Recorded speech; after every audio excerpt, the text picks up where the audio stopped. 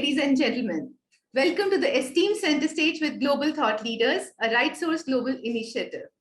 I'm Ajuna Sharawat, Chief Anchor and Editor at Global Thought Leaders, and I will be your host today during this Center Stage interview.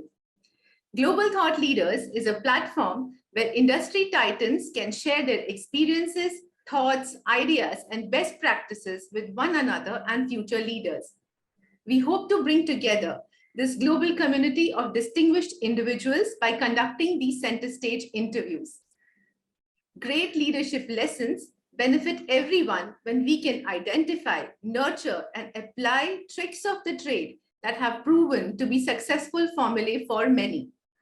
In a nutshell, we seek to distill these industry leaders' multi-decadal learnings and establish a knowledge-sharing community.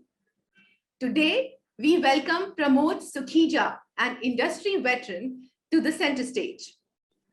Pramod is AVEVA's R&D Vice President of System Testing. He is in charge of the Global System Test Delivery Roadmap for AVEVA's Industrial Engineering and Cloud Business Units, is in charge of the Product Development Roadmap in order to meet customer expectations.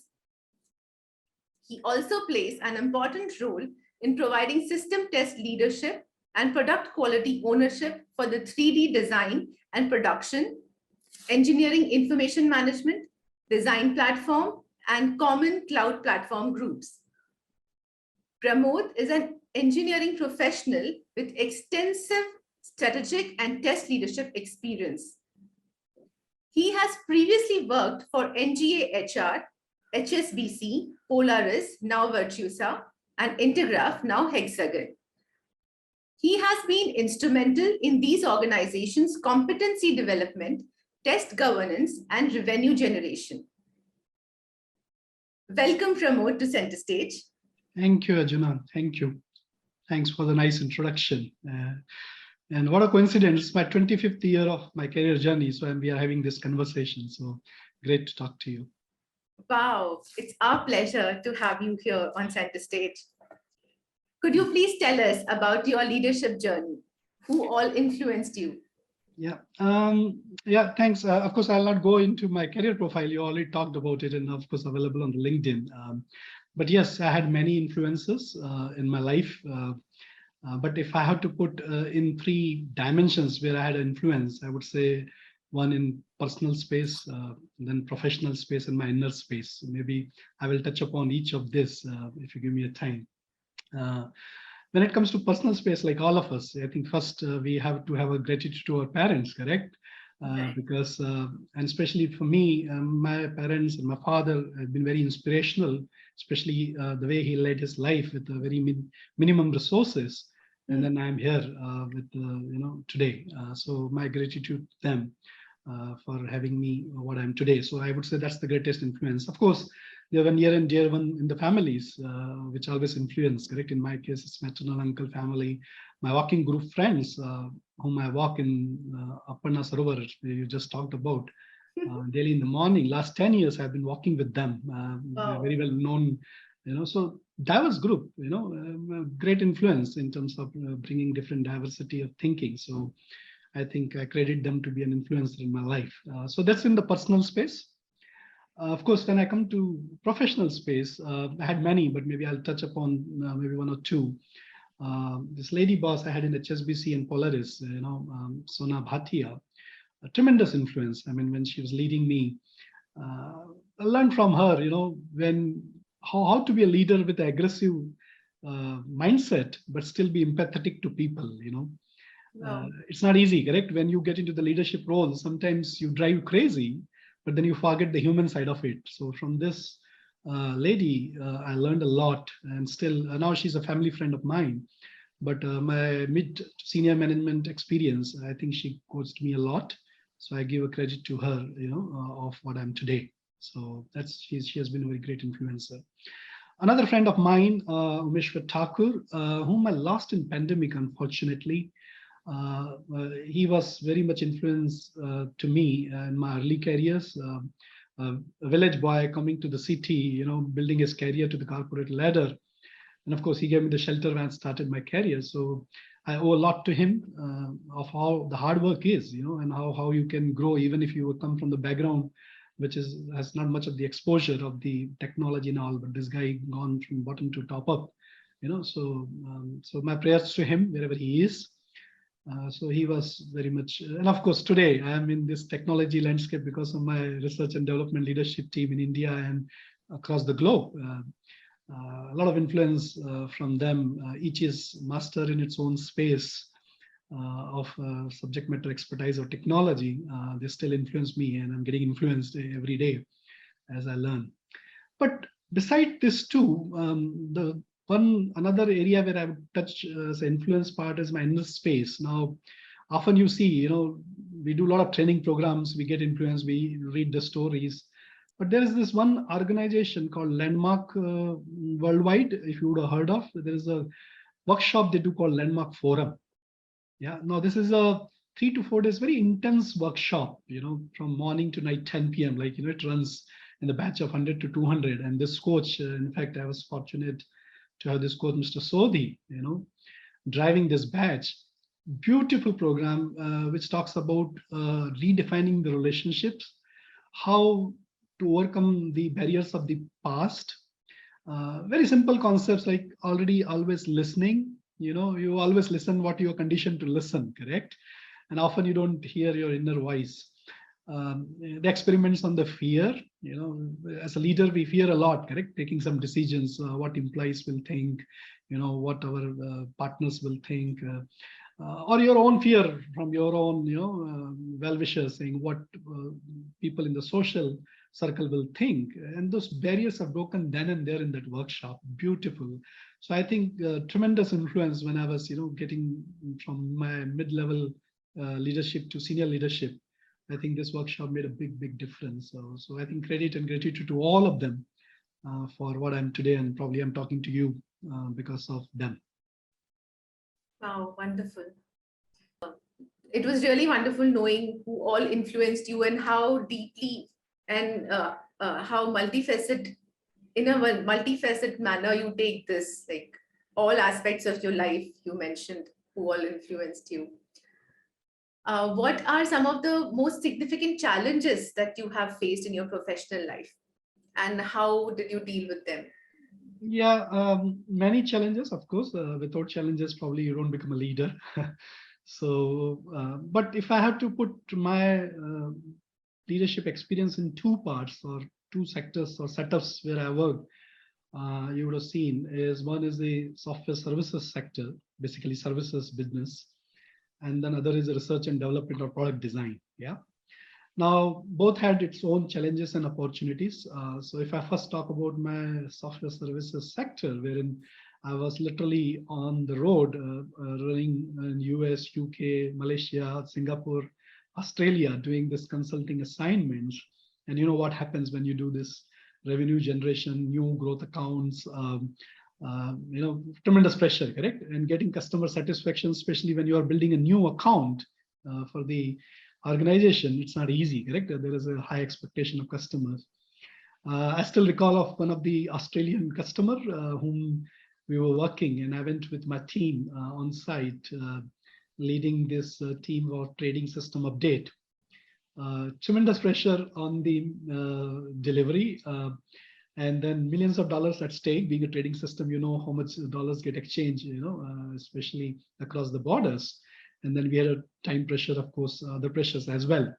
And the situation was such that, when you face the front office or traders, how cutthroat they are, And then I was in a situation wherein if I had a choice, I used to tell my boss, I'm coming next day back. But then, I was talking about my mentors, correct? They said, no, stay in the game, just finish the game. And you will not believe the same project, of course, we finished on a great note and ended up with 100% customer satisfaction. Eventually ended up with a appreciation letter from a chairman, so which was surprise to me myself. So the point which I'm telling Arjuna is, sometimes when the challenges come, we give up halfway. But I think we need to run the game complete to get the end results. Always the results are rewarding if the journey is finished. So I think this episode I recall. Of course, I'm not getting into the details of it, but then basically message I'm trying to say here is any challenges will have its own rewards at the end of the completing those challenges. So I think that was one. The other in my current setup, research and development, correct? Product design, where I'm working last now 10, 12 years, is again different world, correct? Technology, for example, now at AVEVA itself, it's a 50-year legacy, of a product and research and development. And then we merged the organizations. There are another big acquisitions we did. And then you imagine 2 50-year organizations merging together, what kind of a challenges you will end up from the culture, technology, integration. And then you as a system test, that's my domain, correct? And then you're creating new solutions for the market and new intellectual properties. But then the great part here in leading these challenges, you need to learn a lot of things on the job, correct? Information is available in the public domain. If you Google, I think you get a whole lot of topic. But then like organization like AVEVA, do a huge investment in learning and development, so much to learn. So I think I was fortunate enough to learn on the job and deal with such how you integrate technology, how you learn, how you refresh. Now cloud we talk about, correct? How you learn, because what you learned 20 years back cannot be the same principles, cannot be applied. Technology is changing fast. So I think this, both in services sector and research and development, I had a different mixed kind of challenges. And then I'm fortunate that I could deal with them. I'm still dealing every day. So yeah. Wonderful. It's nice to see how you look at challenges. How you look at challenges is, I have to just go till the end. Yes. I have to see what's there. How far does it take me? You don't take it as a challenge. Yeah, because otherwise you lose the passion. Take it as yeah. So it's always like, okay, what next? What next? How far will it take me? Absolutely. Amazing. What do you think the impact of Industrial Revolution 4.0 will be on the industry? What changes are you looking forward to? And how have you been preparing for these shifts? Yeah, I know, Arjuna, you will ask me this question because this is the buzzword, correct? Industrial 4.0. And now I'm not going, because in the public domain, if you go, I'm sure you will get a lot of literature what this Industrial 4.0. So I'm not going there. But definitely, if you look at Industrial 4.0, it's going to touch, correct, human lives in a different way. And organizations like AVEVA also are making a big difference, how you make the world better, correct? Now, if I look at this first challenge here, if you see, all the technology we talk about, correct? AI, infusion, augmented reality, cloud, big data, analytics, and you name it, correct? Now imagine any organization if is trying to build something for Industrial 4.0, the first thing they need to clear is why. There is this book, why we are doing something we are doing, correct?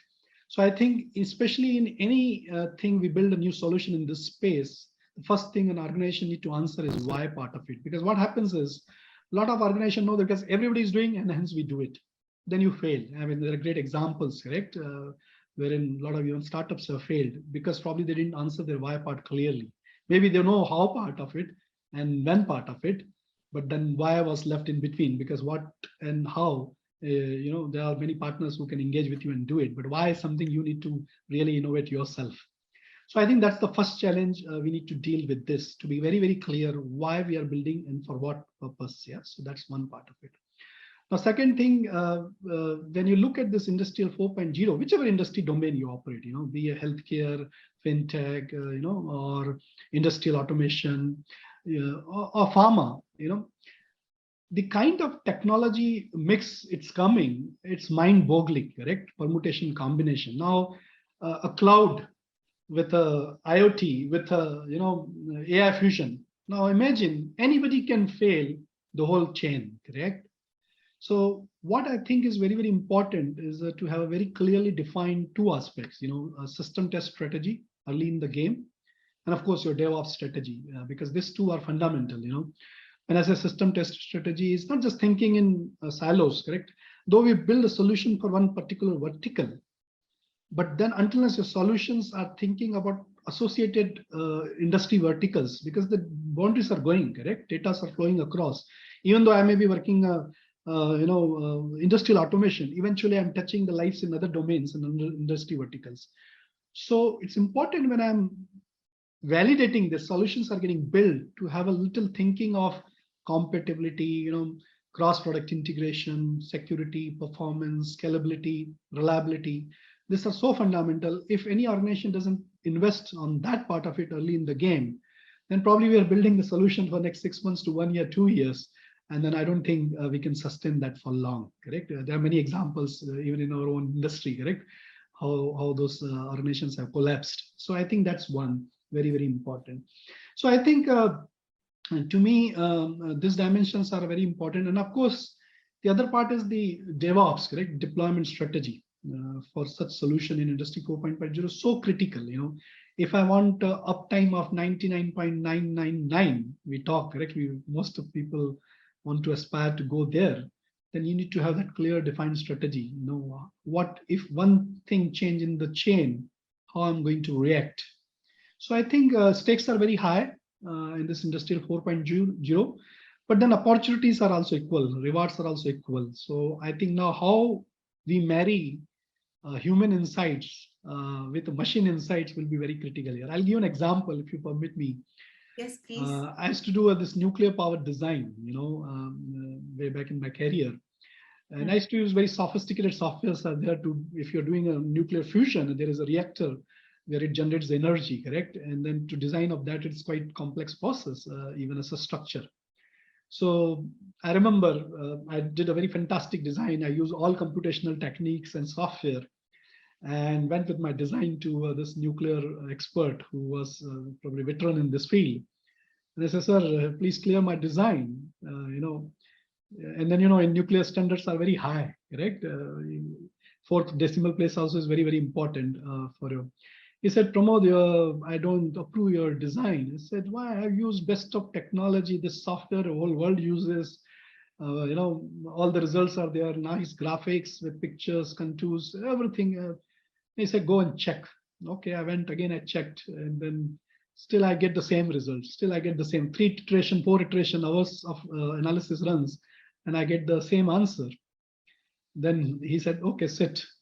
He said, there is no problem with your computational or your softwares. The problem is the coefficient which you keyed in, that parameter is wrong, and hence results are wrong. So it's not so same thing in Industrial 4.0. What you get data insight will generate the insight, and the actions will be based on that. So sometimes we get influenced by the technology, but we forget that there is a human element. Human insight has to be put in place, because at the end of it, what we build is what we feed into the system, correct? So to me, I think Industrial 4.0, it will be very, very critical, because if we don't do that right, then probably we'll build the technology which works, but not necessarily give us the right results. So I think this is what is my view, Arjuna, on Industrial 4.0.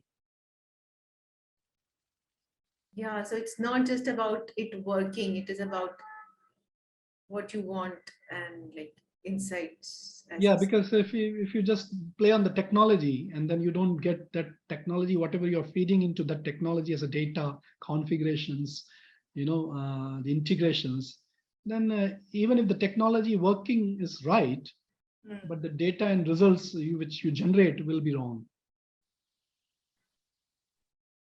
That's insightful. What advice would you give to aspiring leaders looking to make a name for themselves in this industry? Of course, it's too difficult to give an advice, because always any advice has to have a context, to be honest. But if I have to just reflect, my advice would be, first, any leader need to have its own conviction of what one is driving, correct? Because if you don't have a conviction of your own, same thing, your why is not clear, why you're doing this, why this project you're delivering, why you're running this initiative, if that's not clear, then I think you can't be a good leader, correct? So I think the first thing is to have that conviction, The other is the problem solving techniques, correct? Now you asked me a question on Industrial 4.0. I'm sure if we Google it, we'll get a whole lot of literature, correct? That's called information, correct? But then knowledge comes from how you apply that information into practice, correct? And that comes from your problem solving techniques. So I think it's very, very important for us as a leader to build win-win solutions, win-win problem statement. I had a very fantastic program in Ahmedabad, negotiation skills. Very fortunate to learn from the coach. How you build those techniques. How you influence the technical, non-technical agenda. So I think that's very, very important, especially the world today we are operating. It's getting very complex. So you need those problem-solving techniques. Other is, of course, the industry domain. Like I talked as an example of nuclear industry, correct? Now, if you're working in Indian industrial automation domain, there are a whole lot of things, correct? You can be in a manufacturing process, you could be in a power plant design, ship design, or oil and gas platform, or any other industry you work, healthcare or fintech. It's very, very important to know your subject. If you don't learn the subject, then whichever roles you're playing as a research and development, as a developer, tester, or as a business side of it, you need to master at least some domain where you operate. So I think that's very important. And I would say the last, is the aptitude and agility to learn the different technology, because sometimes what often, especially if it happens with leaders, correct? Same thing, our kids can learn fast. Like my daughter today still tells me, how this iPhone new feature works. Probably I take a little more time than she. So why don't you use Siri? I said, oh, okay, yeah, I am putting 2 extra buttons. So this child we need to have in our inner leader, because we grow up, but we still need to have a child in our mind to learn, because until us have that mind of a child, we can't adopt technology, and then we can't learn. Otherwise, then you lose the edge, because especially it's important when you get into 20, 25 years, 30 years experience, if you don't keep touch with learning. That's why we invest a lot in AVEVA also, so much learning, everybody has to learn basics of AI, cloud, irrespective of whether they're doing that role in today or not, but maybe in the future they do it. So I would say these are important aspects, Arjuna. This will be my advice to all the budding leaders or anybody who's in the leading roles, because they have to lead by example. Because if I don't learn, I don't think I should lead. That's my philosophy, Arjuna. Now, again, very insightful. Thank you. Very, very amazing, inspiring also. Pramod, we'd like to hear about your thoughts as a corporate governance expert on how this knowledge will help you and others like you deal with the board level challenges in the future. Yeah, thanks for Arjuna. You're calling me, corporate governance expert. To be honest, I'm still learning the trades here. But before I go, give any advice, let me give my gratitude to Mr. Jayamurthy, correct, who's been coaching us through Independent Director Institute. Tremendous learning, correct? Getting insights into the boardroom. It's not easy, correct? Somebody's experience within 1 hour session. So first, my gratitude to him for making me learn of maybe whatever 1% I would say I've learned so far. Of course, a lot to learn yet on this space. But my observation, Arjuna, when I read newspaper every day, correct? We talk about good governance boards. We have all the compliance, rules, regulation, lawyers, correct, guiding the organization, and still we see some failures, correct, on various. We see still lapses on the compliance or governance. If I reflect, I think the one thing which I'm getting stuck is, no matter whatever the rule book says, if I had to find a loop in the system, I will find out, because human intelligence, correct, plays, correct. When I'm designing new technology, I'm sure I can also design how to break the rules of the law or compliance.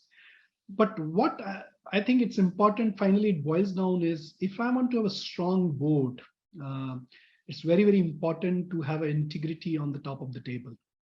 Because eventually, I can hire a law expert, I can hire a compliance expert, I can't hire an integrity expert, correct? This is like something very within. correct? You can't say, okay, get me 4 or 5 board members with which are integrity experts. We don't do that, correct? So what's important here is it's very important for the board to be, and as well as the organization, executive leadership, to invest on this subject of building those culture values, especially when we do mergers and acquisitions or we are getting into the new markets. Pressures are very high, correct? Everybody wants shareholders return. Everybody wants profit, on top line to grow, our margins to grow. So sometimes the greed versus, having a larger picture on sustainability thinking, I can grow slow, but still I grow for long. I sustain for long. That thinking, if it is not there in the boardroom, no matter what, I may be a bright star on the stock market, maybe for 6 months and a year, but the future will be written off soon because you will falter somewhere or other. So to me, I think having this value system, building that, for example, I was fortunate enough when in AVEVA, we were merging 2 organizations, tremendous amount of efforts were made to learn the organization cultures, 2 organization cultures, cultural surveys, understand, have a pulse survey, do the diagnostic of it, try to understand culture A, culture B, then marry together and generate new culture and value statement. If we don't do that, then it's all shortcut growth. I think it just we have to count our days, that growth will not be sustainable. So I think to me, the compliance and the following the law, I can read the books, correct? But then practicing it finally boils down to individual inner character and characteristics of the person. So I think we need to focus on that, how we build that inside the boardroom, outside the boardroom, and how we reward such role models. Because often, sometimes you reward, okay, I got 30% return on investment, 50% you rewarded. But then did I reward? How do I achieve that? Were my means were right? Whether my methods were right? Whether I didn't cross over somebody's head and then compromise the human values and hence got the growth. I think then that is like a short-lived growth. So that's what I would say. We need to combine this compliance and this the human side of the equation, Arjuna. Thank you for answering in such great detail. That was really wonderful. As you know, Pramod, that we have been building the Global Thought Leaders community for cross-pollination of knowledge and a community of global directors for having better governance in the country. What are your thoughts about these initiatives taken by Mr. Zishan Pathan and Mr. Heval Mehta? I think kudos to these guys. Because of them, I think I'm talking to you today, correct? So first of all, thanks. To be honest, even I was not aware, it came to me as an opportunity to learn. And then I said, why not? And so, and then I thought this platform of Center Stage, really excellent, because see, even having this conversation made me pause and reflect on myself first. And then as a leader, this we need to do a lot. As a leader, if I don't reflect, so sometimes such platforms help us as a leader itself to grow. That's one. Second, I mean, there is so much wisdom getting generated in the world, and our future generation, we need to leave something, correct? And this is the intellectual property we are generating through these sessions and through this platform. Maybe they will hear a year from now, 2 years from now, or if not me, my colleagues, or the next level of leaders. At some point, they will hear some stories, if not mine, somebody else. So unless we have such platforms, I don't think we can do this cross-pollination, which we talked about. It's very, very important, because this is the only thing which you say knowledge, correct? Which multiplies when you share. Absolutely. If you don't share, I don't think it grows. So, and then to grow that, then you need right environment, correct? When you grow a plant, you need a right environment. You need to water it. Same thing, I would say, such platforms like Center Stage or Spotlight, what you call it. I think it's a fantastic program, correct? To hear I myself was hearing some of the stories. I mean, people are doing phenomenal job in their respective domains. And I can't learn all reading books, correct? Sometimes you need to hear the stories directly. So I think this is a great initiative, Juna. And then I'm really, really happy that we are capturing such learnings and then sharing it to the in the public domain for the years to come and for the generations to learn from all of us. Thanks again for this detailed feedback. That was a fantastic conversation with you, Pramod. I'm confident that your insights will inspire the next generation of leaders.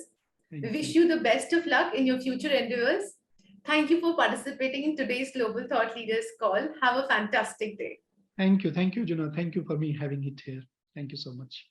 Have a good day. Pleasure. Thank you.